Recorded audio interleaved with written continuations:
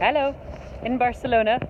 It's lovely. I've walked 17 kilometers today. Been to the beach, I've been to the Picasso Museum, hung out with my son, hung out with my best mate. It's great. And now going home for a bit of a chill. So, what does property mean? And what's financial freedom? Well, I'm just approaching the first decade of me being in property, and for me, property means this. I'm able to travel. This year, I've planned 182 days holiday and 183 days work. I don't need to put in a holiday application form to my boss.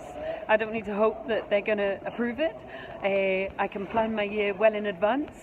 I've planned basically 50% minus 1 day of holidays, and the other 50% of the year I'm doing property, which I absolutely love anyway. Oh, excuse me, getting distracted. Nice dresses. So property for me means freedom, absolute time freedom. I have rental income. I've got a very significant portfolio with the money coming in once a month, and all our tenants are paid. I'm on a holiday. I got the next holiday coming up. In fact, I go back on Sunday, and then I go back on holiday on the Thursday. I'm coming back out here to see my son in about 6 weeks' time, because he's moved out to Barcelona. And property is about having that freedom to plan my time the way I want it.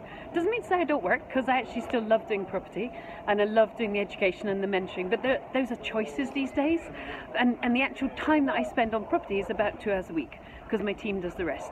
So property for me is choice and freedom, and not being stuck in the rat race, and not being stuck in an office, and not putting in your holiday application when you've already booked it thinking, sugar, I hope they accept it. So go for it, guys.